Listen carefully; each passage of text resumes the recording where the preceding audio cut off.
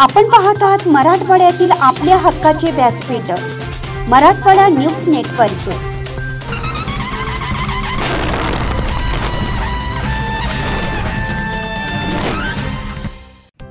बातमी आहे निलंगामधून। एखादी गोष्ट जर का आपण बस, ट्रेन किंवा रिक्षात विसरली तर ती गोष्ट विसरूनच जावी लागते, कारण ती गोष्ट किंवा वस्तू पुन्हा मिळण्याची फारच कमी शक्यता आहे। परंतु निलंग्यात वेगळंच दृश्य पाहायला मिळालं। तिथे एका महिलेची बसमध्ये विसरलेली मौल्यवान सोन्याची बॅग पुन्हा मिळाली।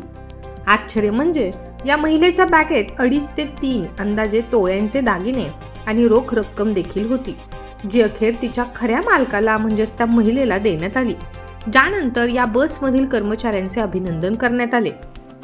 निलंगा ते बडूर वाया कासार सिरसी बसने छबुबाई धनराज कर्वे, सुनीता विकास बनसोडे, विमलबाई बळीराम सुरवसे, सत्यवान धनराज कर्वे हा परिवार सदरील बसने प्रवास करीत असताना एसटी बसमध्ये त्यांनी आपली बॅग गडबडीत विसरली, ज्यामध्ये 2.5 ते 3 तोळे सोने अंदाजे आणि रोख रक्कम 24,000 रुपये होती।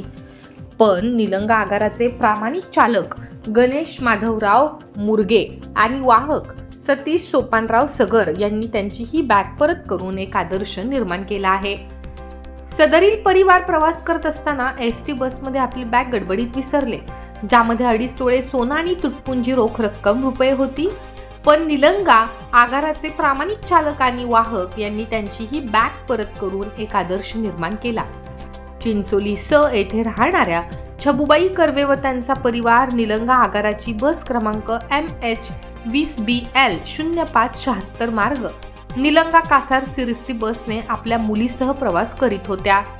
चिंचोली येथे लगबगीने त्या खाली उतरल्या आणि एसटी बस पुढे निघून गेल्यावर लक्षात आले की त्यांची बॅग त्या गाडीतच विसरल्या आहेत।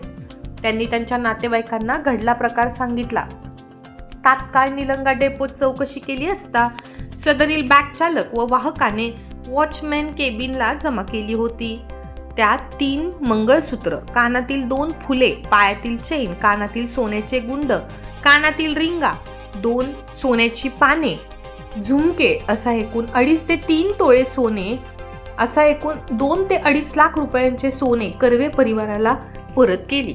त्याबद्दल वाहक चालकांच्या प्रामाणिकपणाबद्दल निलंगा आगार प्रमुख अनिल बिडवे, स्थानक प्रमुख सिद्धेश्वर राचुरे यांनी त्यांचे अभिनंदन केले।